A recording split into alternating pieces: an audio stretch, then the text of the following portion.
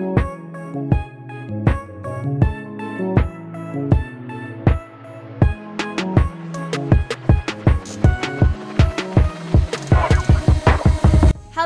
and welcome everyone to the All Things Education podcast, where we learn tips and tricks to achieve our best in secondary and tertiary education. I'm your host, Mary Coleman, and I am very keen for this episode because today we're going to be speaking to Justyna, a 2021 Year 12 graduate who received a 99.25 ATAR, did well enough in the Ucat to receive an interview to pursue her career in the medical field. Honestly, guys, you are going to be so inspired by her. She is amazing. Also, stay tuned until the very end to find out how you can enter to win a $50 stationery e-voucher. I can't wait to get started. Let's get educated.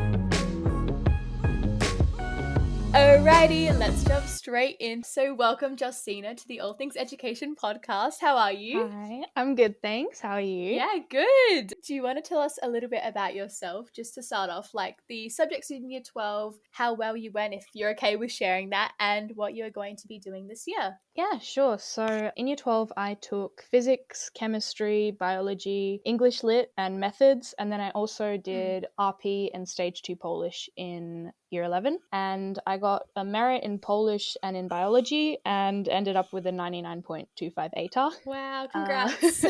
Thank so you. Good. And I'm currently enrolled in a Bachelor of Health and Medical Science, and I'm awaiting my medicine offers, hopefully. Fingers crossed. Awesome. Okay, so let's just start off with a fun question. If you could repeat 1 year of secondary school, what would it be and why? Oh, okay. This is kind of a tough question because they're all so different. I think it'd probably be Year 10, just because there was so little stress. And I'm sure in Year 10, I would have been like, oh my gosh, this is so hard. There's so much that I need to do. But like looking back now, it was probably a really stress-free year. That's so true. I remember we went on a really fun geography trip to Kangaroo Island. And I also got to do a lot of subjects that I, had to give up in Year 11 and 12 just because I didn't have enough room for them. So history and geography, those are subjects that I really loved, but I couldn't do, so I'd love to do them again. That's so true. I feel like I would do Year 10 as well, probably. Have you maintained a consistent study routine when you were in secondary school, so years 10, 11 and 12? I think my routine has been fairly consistent. Mostly just involved getting home from school or extracurriculars, whatever was going on that day. I'd grab something to eat, decompress a little bit by reading or, scrolling social media, watching an episode of something on Netflix. Yeah. And then I would just get started on my work. So depending on what needed to be done that night, I'd do some homework, work on assignments, prepare for tests. The only thing that's really changed is the workload itself. Yeah. So where I used to do maybe 2 hours a night in Year 8. Oh, goodness. That's still heaps. In Year 12, I would probably spend like 5 to 7 hours a night studying, obviously with breaks in between. And I think my approach to study has also become more efficient and focused over the years because I figured out which study methods work best for me, and this was really important because of the increased workload in later years. But yeah. Yes, for sure. So what time did you get home from school then, usually? Well, we finished school at 3:30 on a normal day, and I'd usually get home around 4, maybe just past 4, except when I had extracurriculars on, then I might come home at like 5. Sometimes we'd also, go grocery shopping. There's other things that you have to do outside of school, so it all depends. And on days where I got home a bit later, I wouldn't study for as long. Yeah, I'm just thinking if you get home at, let's just say 4 o'clock and then 7 more hours, so you'd be going to bed at like 11 or 12. Oh yeah. Wow. I probably wasn't getting my 8 hours of sleep, but I was definitely getting my 8 hours of work. yeah, for sure. You can catch up now anyway. Yeah. Oh yeah. Yeah.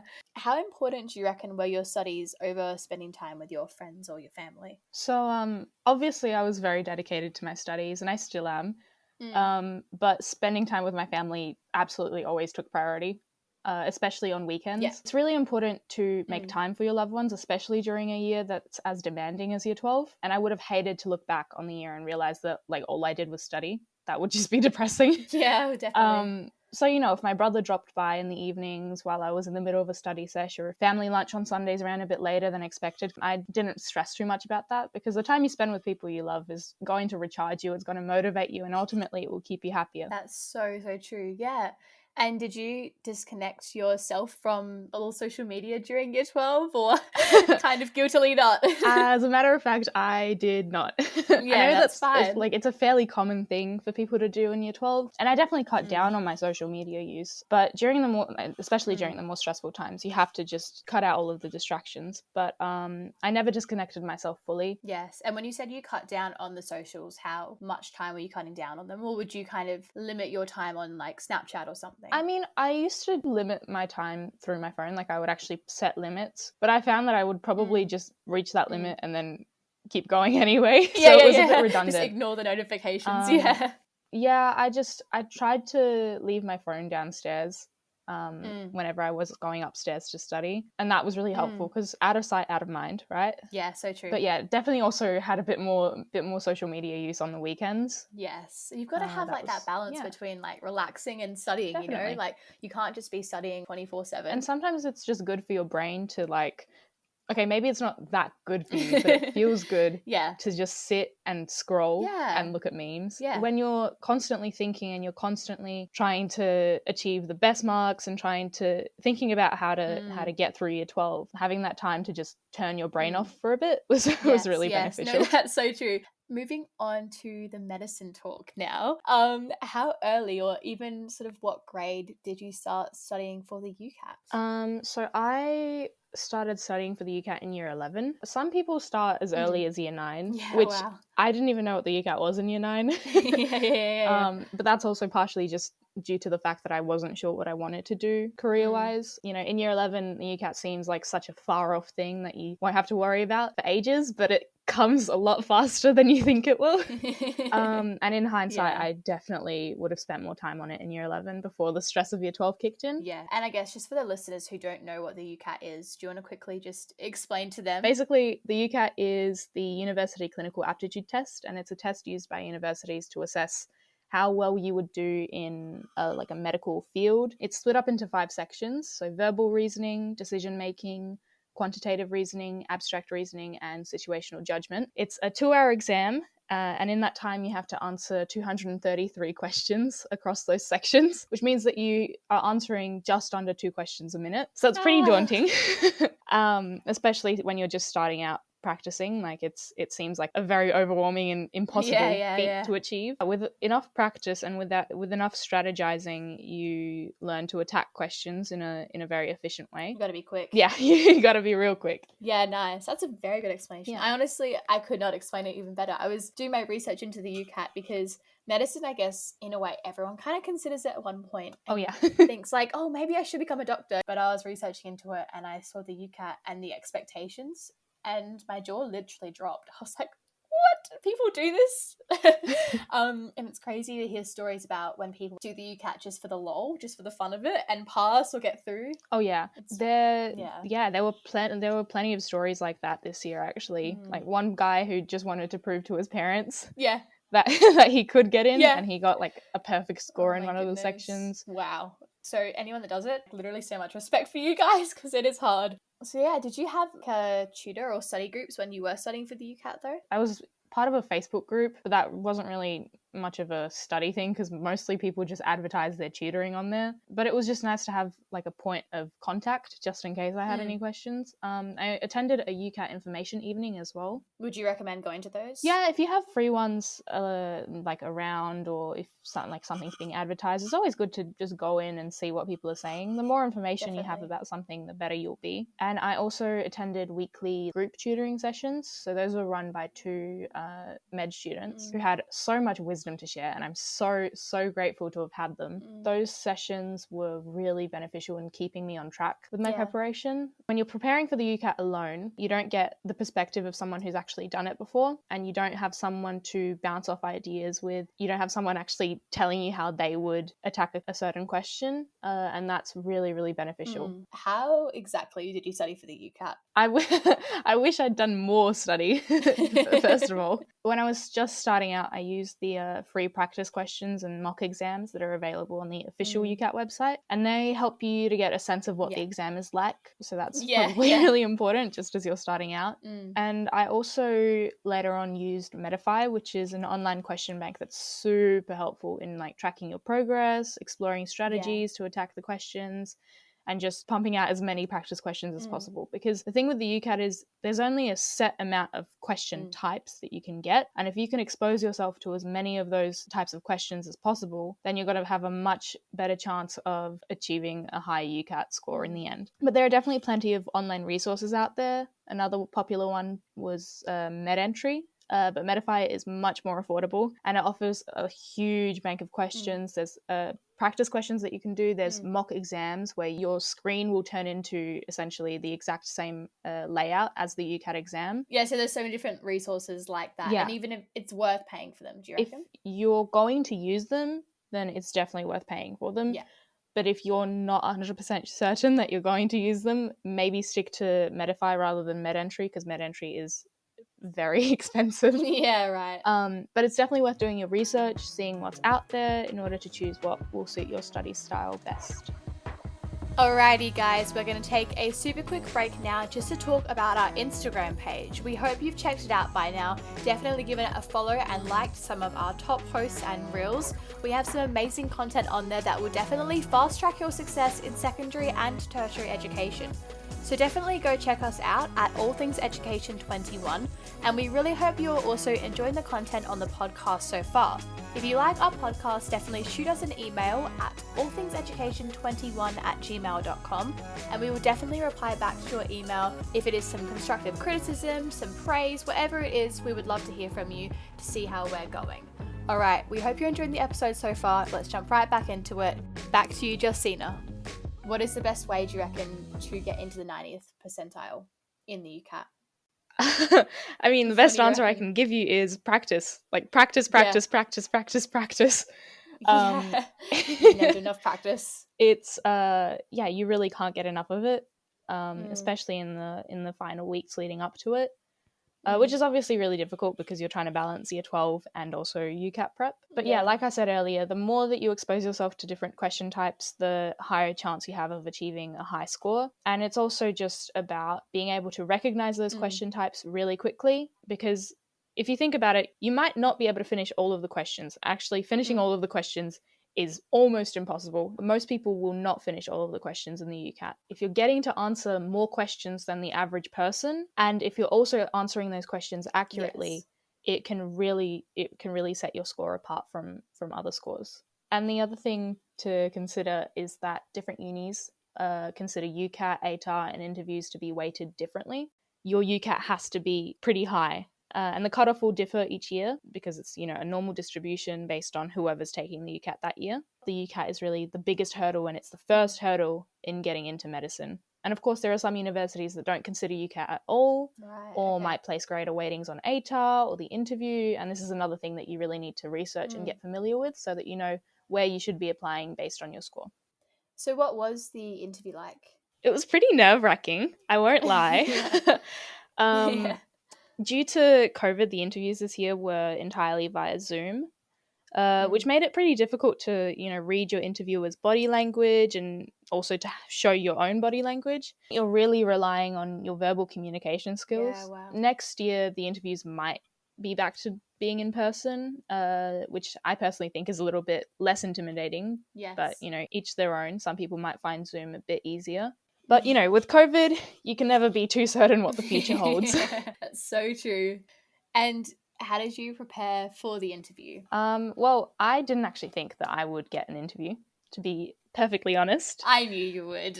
I felt like I hadn't done as well in the UCAT as I should have. Because there's, there's all this pressure that you have to be like 99th percentile, absolutely perfect scores in every section. And that's not necessarily the case. You don't have to be 100% perfect to get an interview offer. But when I did get that offer, it was such a surprise, and it was also just this moment of hope, right? And that's why I really threw myself into preparing for the interview. I did a lot of brainstorming. So I think I filled out like an entire notebook. Wow. And in preparation, you have to consider why you want to study medicine. And I had to reflect on who I am as a person, what my strengths are, what my weaknesses are, what motivates me, and ultimately what would make me a good doctor. Yes. Right? Yes. That's the be all end all question. Why should you study medicine? Why will you be a good doctor? And why should the unis accept you? Really analyze it. Because, you know, there are going to be plenty of people who are going into medicine for the wrong reasons. You know, they might be going into it for the pay, because they've got family pressure, or they're looking for prestige, or just because they've been pushed into this box because they're quote unquote academically gifted, you know? Yeah, yeah. And, you know, for a 17 or 18-year-old, these are some pretty tough questions to be thinking about. And even just to be deciding what you want to do with the rest of your life at such a young age is really daunting. But that's the whole point of the interview. It forces you to look inward and really align all of your values with the future that you want for yourself. And then all you have to do is show that to your interviewers. Yeah, wow. And do it over Zoom as well, which is even harder. Yeah. So what would you recommend to, I guess, practice or memorize or study for the interview? Yeah, I definitely don't recommend memorizing your responses to common interview questions, as tempting as it seems. An interview is meant to be a conversation. And if you're too busy trying to remember exactly how you want to phrase every single response, you're going to sound very stiff and you're going to sound very over-rehearsed. And this is something your interviewers will pick up on immediately. And of course, like, practicing is really important. Sometimes things will sound differently when spoken aloud rather than the way that you thought they would in your head. And this is where, you know, mock interviews can be really helpful. So having someone ask you a number of questions, but also to have those questions lead on from one another based on your responses, that will help you practice your responses while also developing your ability to think on your feet and to maintain a conversational but not a casual tone. Yes. It's about finding the balance between the two. Nice, yeah. Yeah. And just taking it back to year 12, I guess, moving a little bit away from the UCAT, how did you prepare for your exams in year 12? Yeah, well, the good thing about the UCAT, there aren't many good things about the UCAT, but the good thing about it is that you do get it over and done with by the middle of the year, which means that you have the entirety of the second half of the year to focus in on your exams and focus on getting that high ATAR, because that is another thing that unis will consider. And so you need to do as well as you possibly can if you're trying to get into medicine. Yes. So mid-year exams, were they kind of affected at all, do you reckon, by UCAT? Not really. I was lucky in that I booked my UCAT in the 2-week holiday between term 2 and term 3. Oh, good. Okay. And so I had my UCAT on the Saturday in the middle of that holiday period. I had the first week of holidays to just smash out hours and hours of UCAT prep every day leading up to that. And then I had the second week of those holidays to prepare for my mid-year exams, which I wasn't overly stressed about because they weren't going towards my grades anyway. And then, of course, at that time, we also had COVID. We had a lockdown. So half of those exams were done at home. Or they were postponed. But when it came to the real exams, at the end of the year, it took a lot of revision. I had 5 exams. Wow, that's a lot. So trying to revise for all of them was a challenge. But I tried to revise as I went during the year. So I would read over notes from previous topics after I'd completed the next one. And I tried to interweave concepts between topics so that they would stay fresh in my mind. I think that's something that's really easy to do in biology, and actually in any of the science courses. If you're able to connect concepts between the different topics and between the different units, that'll just help keep all of the information fresh in your mind. I think learning throughout the year is just so good because it's kind of like you're chipping it away at your studies and you're keeping that information kind of in your long-term memory, sort of in your short-term memory. And like you said, science, you need to know your stuff like back to front. I remember year 11 bio exam. I fully did not memorize anything. Such a shameful moment here. I didn't memorize anything until about the week before. And we were focusing, I think, on cells and mitosis and all of that. There was just so many different concepts and I was struggling to be able to memorize all in a week. So that is a very smart idea to chip away throughout the year. Yes. Yeah. for subjects that have a lot of conceptual knowledge that you need to have your head around, don't leave them to the last minute, please. Yeah, you will struggle. Yeah. Also, Quizlets are really helpful if you make a Yes, I love Quizlet at the end of a unit, maybe while you're preparing for a test. When you're going back to study for your exams, having those Quizlets is really helpful. Also, just search Quizlet for other people's question Cheat, sets. it's fine. Yeah, literally. Would you prefer Quizlet or handwriting your flashcard notes, do you reckon? I never handwrite my flashcards. I know that like a lot of people do that, and I'm sure that's helpful, but I personally would get caught up in making them look pretty. Yes. And also it's just a time-consuming process. I feel like I can get the same amount of study out of Quizlet, which I still have to write out my own flashcards, but I'm typing them up, so it's a little bit faster for me. And also I have access to them wherever I go. So if I'm, on the bus or if I'm in the car, and I have a little bit of time, I can just open up Quizlet, look through a few concepts. It's just handier. And you've got the memorization games as well that you can kind of the play. Games are really fun as well. They make studying really fun. So Quizlet's the best. Highly would recommend. This is not sponsored. So when did you start studying for your exams? You said that you've done them pretty much all throughout the year, but I guess for the other subjects like English Lit and Maths, were you studying all throughout the year as well? So I started thinking about it at the start of term 3. Lovely. Thinking is good. Thinking is great. Doing is better. But it was sort of midway through the term that I started to really buckle down on my revision. Of term 3? Yeah, because I was sort of revising and going over concepts, throughout the year. But when it came to actually thinking about exams and the fact that they were coming up, it was, mid-term 3 that it really started to sink in. The challenging thing is that you'll usually be learning new content and doing assignments and preparing for your last few tests while also trying to revise for exams, and the exams feel like they're miles away at the time, so staying motivated was a challenge. Yeah. No, definitely. I remember I only started studying for exams properly the term 3 holidays going up to term 4. That was when I really went, exams are like in 2 weeks. Gotta get going. And also at that point, you're so tired. So it's like, right? I was just so not motivated. I remember Zach said it in his episode when we were talking about advice in the recently graduated. Zach was telling us how like he just lost all this motivation. And I completely agree with that because, I lost motivation as well. Definitely. And how long were you studying for your exams each day when you kind of started getting into it? I'm not sure how much of the time I would be devoting to exam study and how much was just normal everyday school study. But I was probably averaging like 7 to 8 hours a day at this point. Wow. Which meant that I was averaging a lot less hours of sleep. That's fine. But yeah, no, it's okay. We got through it. Did your social life go down a little bit by that point? Or were you still kind of maintaining? Oh yeah, I had no social life at that point. Yeah, who does in year 12, honestly? No, seriously. It was a very socially challenging time as well. Oh yeah. I think it really knuckled down just to your school friends and just seeing them at recess and lunch. And sometimes you wouldn't even hang out with them at recess and lunch. It's just like, sorry, I got to study now. Yeah, no, definitely. I wasn't seeing much of my friends at that point.